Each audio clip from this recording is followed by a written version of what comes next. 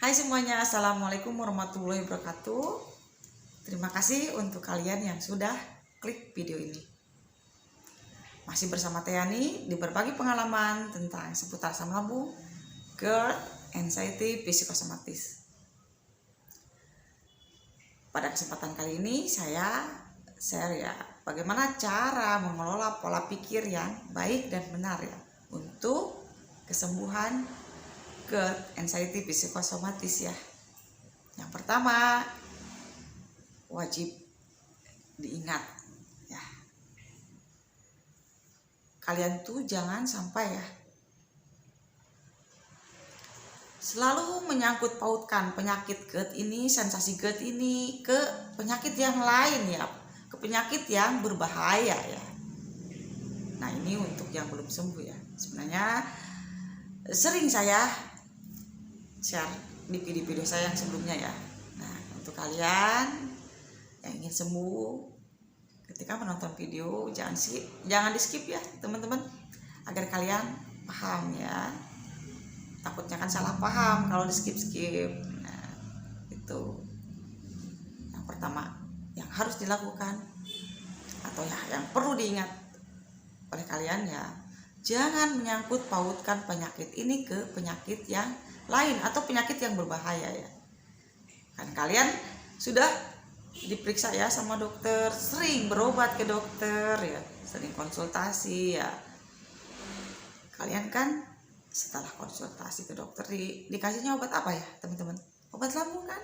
Nah, kalian kan berarti dikasih obat asam lambung tuh kalian tuh sakit lambung asam lambungnya naik Nah, itu.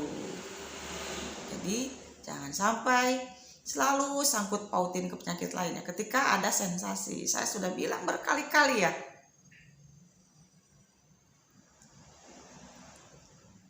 Yang kedua, kalian harus yakin bahwa diri kita ini cuma GERD kok, nggak kenapa-napa.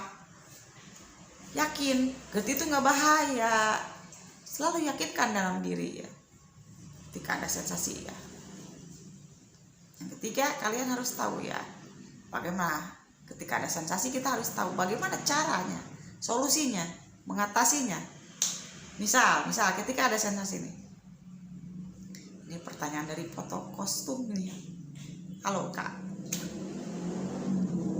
ketika ada sensasi tenggorokan bisa ganjel, gak enak pasti kayak kecekik, bukan kecekik, itu kayak ganjel, gak enak Nah,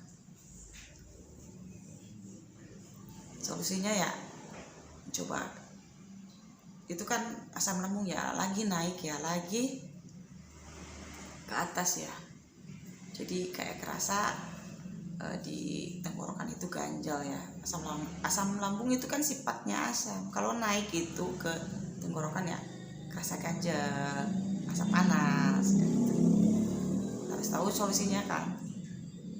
Nah, coba tonton video saya dari awal sampai akhir, kalian pasti paham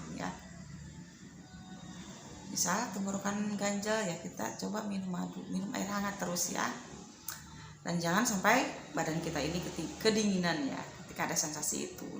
Coba pikirannya nggak usah mikirin wah takut kena penyakit ini bisa sembuh nggak sih, ini bisa sembuh nggak sih kalian selalu berpikir seperti itu Jangan sampai berpikir seperti itu. Kalian pasti sembuh kok, orang banyak yang sembuh kok. Nih saya umurnya udah kayak gini juga kan bisa sembuh. Apalagi kalian yang masih muda-muda, masa nggak sembuh kan? Penyakit GERD gak bahaya. Selalu afirmasi bahwa GERD itu nggak bahaya. Ini bukan penyakit yang lain, cuman asam lambung kok. Asam lambung seperti ini. Selalu afirmasi diri Ketika ada pikiran ini terutama pikirannya.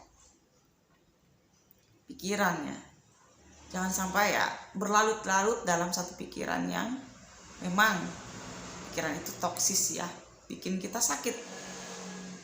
Coba bawa happy Tiani, aku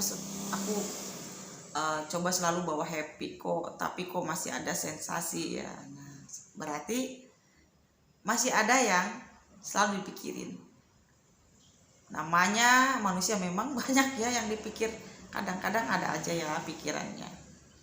Coba afirmasi diri ya, ketika kita sakit terus nih ya, sakit terus, kita takut, wah misal suami kita gimana nanti, istri kita gimana nanti. Nah, daripada kalian memikirkan itu, mending kalian afirmasi diri kalian, kalau suami kita, kalau kita sakit nih, nanti suami kita gimana nih.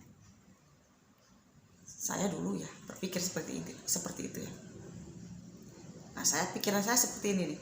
Ya kalau kita sakit terus nanti suami kita gimana ya, takut gimana, takut cerai, takut gimana ya, seperti itu ya. Daripada kalian memikirkan seperti itu, mending kalian bangkit ya. Lah kalau kita sakit terus, suami kita nanti kawin lagi. Kesel gitu ya. Atau kalau kita sakit nanti kita sampai kita gimana ya, anak kita gimana ya, pikiran sakit gitu. Tapi coba ya rubah pikiran kita ya.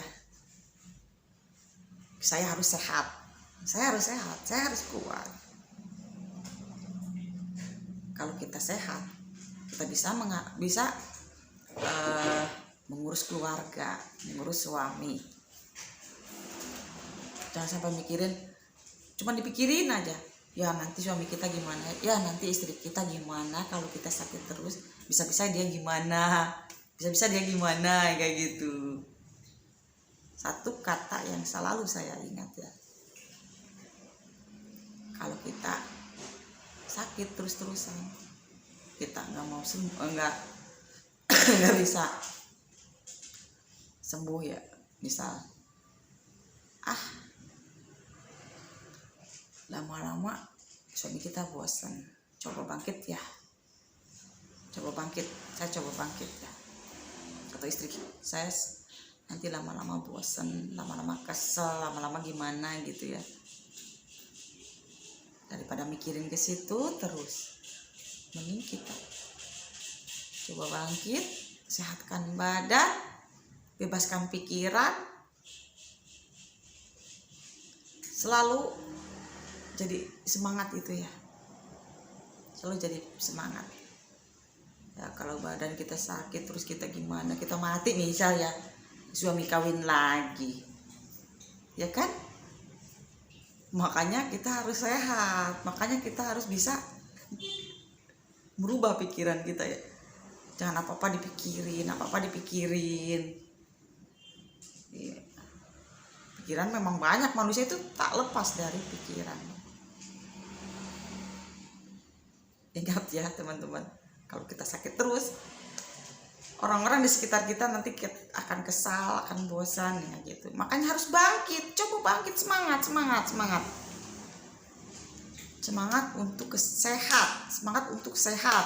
untuk sehat.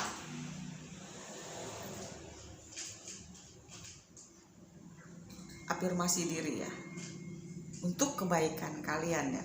Ingat, ketika kita sakit terus-terusan, orang lain akan kesal, orang lain akan bosan, orang lain akan itu orang sakit-sakitan melulu, itu orang ngomongnya sakit terus. Atau suami kita atau istri kita, ini istriku sakit terus-terusan, kok sakit gak sembuh-sembuh, kok sakitnya kayak gitu, kok sakitnya kayak di rasa-rasa kayak gimana ya, sakitnya kok dibilang sakit tapi sakitnya, kalau dibilang ya, misal dibilang sakit ya, orang gitu itu dibilang sakit tapi kita santai aja ya, dibilang sakit tapi kok masih bisa jalan, masih bisa makan. Orang sakit kok seperti itu. Tapi kalau misalnya diajak hubungan badan sama suami, tapi namanya istri ya, takut atau suami kayak pastinya lemes. Jangan seperti itu ya teman-teman. Ikhlaskan, kita ibadah ya, ibadah pada keluarga ya. Dan ingat pula ya teman-teman, saya selalu ingat, kita mikirin ya kalau sakit takut mati, padahal semuanya itu semua orang tuh bakal mati. Tapi God itu nggak bahaya teman-teman, nggak bikin mati kok. Nggak bahaya. Ingat ya teman-teman, kalau kita misalkan sakit terus, pasti orang-orang di sekitar kita akan berpikir seperti itu ya. Nah makanya bangkit.